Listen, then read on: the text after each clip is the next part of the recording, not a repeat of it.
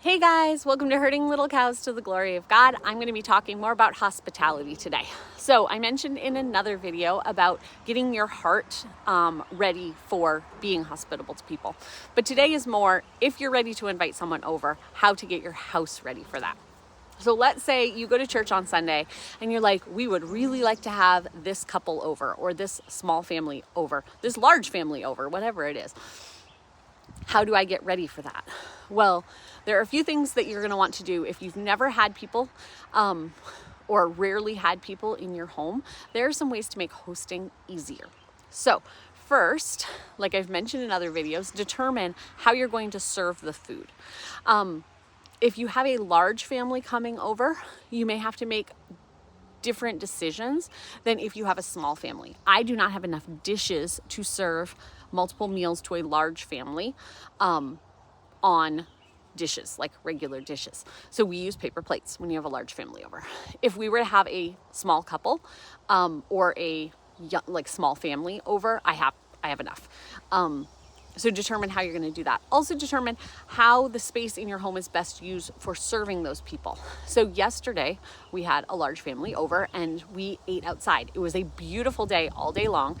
And so I put a folding table in my garage and we brought all the food to the garage and then people served there. Kids could go inside and use the bathroom if they needed to, but they spent the day outside playing. Sorry, I'm watching a bee that's hovering around, or a wasp or something. They spent the day outside playing. So the kids could go into the garage and everything that we had. So we made pulled pork sandwiches, chips, vegetables, and they had finished off the dip, which was one thing that could have gone bad. And they finished off the pulled pork, which is another thing that could have gone bad. The rest of the stuff, the bags of chips, the leftover rolls, and the little bit of leftover vegetables that were there, I just left on the table and the kids kept going back and snacking throughout the day. But none of that was going to make them sick. The vegetables we had were just raw carrots and stuff. So they were able to go back and get stuff as they wanted to. I also, and this could work inside or outside, I also thought about how I was going to serve drinks. For us, we drink water 95% of the time. So I do not usually serve a different drink when we have people over. And I knew the kids were going to be playing hard yesterday and ice water was going to taste really good because it was going to be hot. So we filled up a insulated cooler with ice water and I put then more water in the fridge that we could refill it with. And kids were able to have a plastic cup and they'd go in the garage and fill their cup, and then we had a whole table full of cups. I could have used real cups, but with the ages of the children, I was afraid that if a cup got dropped, I am not afraid of a cup dropping. If a cup drops and breaks, I'm not worried about it. I do not want a child to get cut by a cup that drops and breaks. So because we were gonna have all the cups on the same table and we had little ones, like my son Alicia's too, I didn't want him pulling a cup off and it falling on the floor. So everyone had a plastic cup. And then if a cup got broken, if a cup got squished so it had a hole in it, or if they lost their cup, I could easily replace it with another cup. So I had planned that. So for that, we just ate outside. The kids sat on the ground. We sat in camp chairs. We sat at our picnic table, that kind of thing. When we're in the house, we have a table that just barely fits all of us. And so we set up an extra plastic table, or I'll make a picnic spot on the floor for kids. Kids love to have a picnic. And so usually, if you're not serving something super messy, you can just set up a blanket and put the kids down and they think it's the greatest thing in the world. So getting your house ready. Another thing we do is we make sure that we've decided which rooms the people who are coming are going to be welcome in. It is okay to have certain doors to your house closed, to not have to clean that room, and to make sure that anything that might be too breakable. You'll see in my other video, I was talking about making your heart ready and house ready, that God has given you everything you own to glorify Him. So I'm not saying you should hide everything, but we have a large family. There are 8 kids living at home, ages 19 down to 2. And we have 2 older ones. So we have accumulated a lot of toys over the years. Probably not as many toys as some families, but we have a lot of them. And so if I were to just give free play of all the toys, we could have a giant mess. So what I do is I take the toys that live in the hallway closet and the bedroom. I bring out the toys that I want available for kids and I put those in the living room. And then they have a whole bunch of toys they can play with. But I also know what is out and it's easy enough to put away because there's not so many toys that it's difficult. So yesterday with this large family that came, we ended up not spending a whole lot of time inside, but I had some foam blocks, I had some wooden blocks, I had some toy animals, and then I had a couple of floor puzzles. And if it had been a day that had been rainy and we were going to be inside, because these friends were here from like 11 o'clock to 7, like 11 a.m. to 7 p.m. If it had been a day that was rainy and we were inside a long time, I probably would have left those toys out for 3 or 4 hours and then traded those toys in for different toys. But it makes it easier for everyone to have fun and clean up when not every toy is available. I closed off bedrooms except for ours because ours has a bathroom in it. Getting ready for your bathrooms, make sure that it smells pleasant. Doesn't even have to smell pleasant. That it doesn't smell unpleasant. And cleaning as much as you can. But remember that your guests are there to see you and have fun with you. They are not there to examine how clean your bathroom or your baseboards are. If your guests need to use the bathroom while they are at your house, they will go in and use it, and then they will come out. They are not going to be spending time in there observing how clean you are. Again, don't have poop smeared on the toilet, or we have little kids, so sometimes things happen. Take out the trash can so that there's not a poopy diaper smelling up the bathroom, that type of thing. But your guests aren't coming to see your bathroom. Make sure that there is enough toilet paper and that there is enough towels or whatever to dry their hands. We have 2 bathrooms, so I make sure that both bathrooms have what is needed. Getting your kitchen ready early in the day if you're having people over. So making sure that you've washed as many dishes as you can, that you have the counters as clean as you can, because you don't want to be scurrying around when your guests are there to get all this stuff done. I am not for having a perfect house when people come over, because I also think it's important that we set aside our perfectionism to have people into our home. There are times that people will be like, oh, well, when I get a clean enough living room, or when I get good enough at the meals or whatever, then I'll have people over. No, have people over now. Invite someone over and make popcorn and hot cocoa. We had one night with some friends that were coming.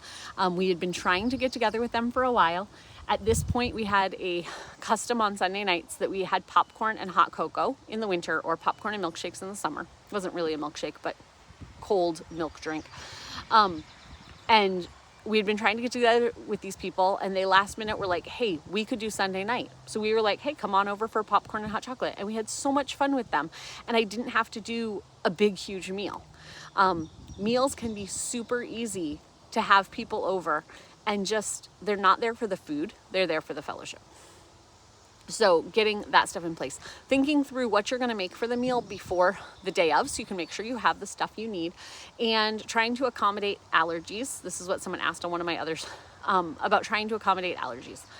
If you have a family that has a lot of allergies, understand that it might be very hard for somebody to make a meal that fits all of your needs.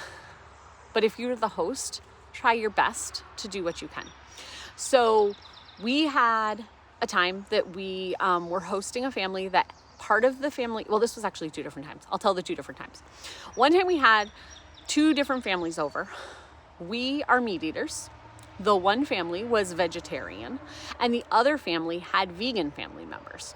So what I did was I asked each of the moms to make a pot of soup, stew, that kind of thing, and a loaf of bread. And so everyone brought it, and we had a potluck. And those who were vegan knew which food they could have. Those who were vegetarian had 2 choices, and those who would eat whatever had 3 choices. And we had such a wonderful time. They were both large families. Everyone got fed, everyone enjoyed it, and no one complained that you asked them to bring something.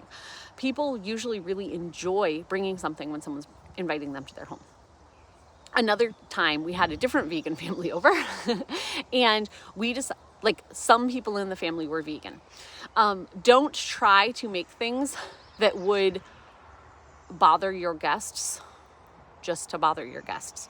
But in this family, the husband ate meat, so we made meat. Because that's what I normally would have done. But what we did was we made tacos. So we laid out a taco bar, and there were lots of things on the taco bar that were vegan that the other family could eat. We asked that they brought dairy alternatives. If they wanted cheese and if they wanted sour cream, please bring those things so that you can enjoy your tacos however you would have them. And the rest of the stuff was things that anyone could enjoy. So I made sure, like, I made beans that followed all their vegan meal plans that they needed. And they also brought some really cool salsas and a guacamole that we had never tried before. If you are someone who has allergies, think of some things that are easy to make that the other family could easily make for you. Because sometimes I'll ask people for a suggestion of something their family likes so that I can make food their family would like. I don't know what it is about me. We had a friend who was allergic to potatoes, nightshades. This is what this person on YouTube was asking me. Their family was allergic to nightshades. And I cooked plenty of meals without potatoes and tomatoes. But as soon as I knew they were coming over, I'm like, oh no, they're coming over. What can I cook? Oh, I could do chili. No, that has tomatoes in it. Oh, I could make mashed potatoes. No, that has mashed potatoes in it. I cook rice all the time. I cook pasta all the time. There's so many meals I make that don't have those things. But for some reason, when someone says, I can't do that, my brain automatically goes to all the things that have that item in it. So if you are let's say you avoid gluten, I might ask you, what are some meals that your family likes? Maybe your family really likes rice with like chicken pot pie filling on top. Maybe your family really likes tacos, and I could easily not serve the tortillas and just watch the taco seasoning I put in. There's a lot of different ways that you can get around it, but sometimes your host's mind might not think of it. The other thing is to always ask, is there something I can bring? Because a lot of times I'll have people bring something and tell them, you're welcome to bring anything else that you think would go with this meal, and I tell them what we're making. So like tonight, the family we're having over, they've got some allergies and sensitivities. Also know that if you have a major allergy, somebody might be worried cooking for you, and accept that because they don't want to make you sick. They're trying to be loving of their neighbor to say, I don't know how to deal with someone with, let's say, celiac disease, and I'm afraid I'm going to make you sick. So could you please bring something? But like the family that's coming tonight, there are some food allergies in the home. We are trying to accommodate those. So Naomi is making cabbage stuff. I've talked about this before, but we make a pot of rice. We cook up vegetables, cabbage, carrots, celery, that type of thing. And season that, and then we put meat on the side, and people can make like a layered bowl of this stuff. We also then usually put out condiments of like soy sauce or Polynesian sauce, like Chick-fil-A Polynesian sauce, that type of thing that people can put on top. So we're making that, and we asked them to bring salad, because then there's a dish that they know they can eat. If someone in their family is like, ooh, I don't know, maybe they put something in the cabbage stuff I can't have, they can have some plain rice and salad, and that would work for them. But know that people don't want to make you sick, so they might need some suggestions along the way, or ask you to bring something. So getting your house ready for people coming. So making sure you have your dishes, know how you're going to serve it, know how you're going to do cleanup. I had someone suggest on here, she always makes sure that she lays out hand towels and washcloths in a very open space so that people know where they can get something if like there's a spill, how they can help clean up. A lot of people are willing to grab a washcloth and wash off the table if they know where to go. Also, that same person suggested, Barbara Weaver something, I don't have your name up right here, but she suggested she puts like a big yogurt container or something in the corner of her sink filled with hot soapy water, and she asks all the guests to put their silverware in there, and that allows the silverware to not get stuck on stuff, but also keeps all the silverware from being with all the plates, and then you might poke yourself and everything. Know that your guests might want to help clean up, and depending on the person, you know, there's cultural things, because we live in Maine, people down south are different and all of that stuff. But kind of think through beforehand how you're going to have the cleanup process go.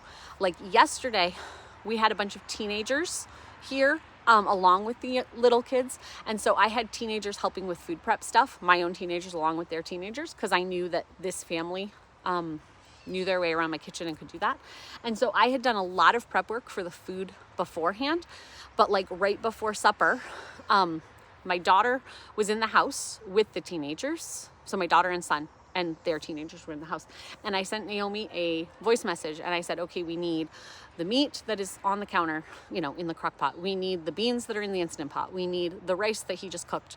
I need someone to cut up the tomatoes. I need someone to get the sour cream out. Like I just made a list on the phone, on the voice message, and they were able to go through it and bring all the food to the table.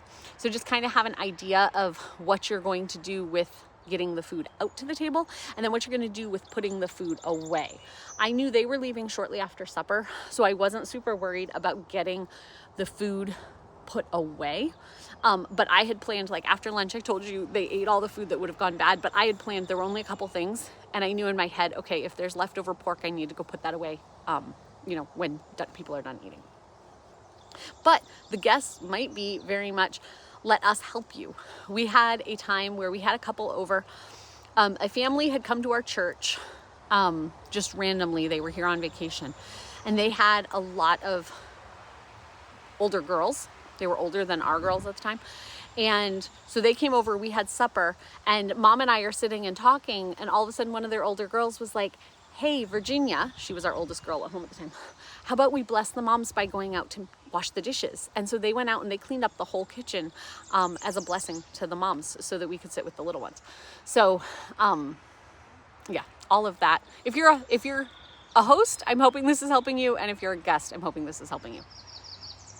So letting people help you in your kitchen, having things available that they can easily jump in and do, because people would love to, hey, can you get the milk and orange juice out of the fridge? Or could you please wipe down the table before we eat, because the kids were doing a craft project, that type of thing. People love to help out. I don't know, there's a bee trying to get me. Not get me, but I don't want it to go up my skirt. So there are a lot of things to do. You can get your house ready before people come, but I just wanted to give some suggestions. If you've never hosted or you're nervous about hosting people, these are some things. I feel like I have a bug on my head. These are some things you can do. And if you have suggestions, please leave them down below, because I love that this community helps each other out by knowing these different things to do.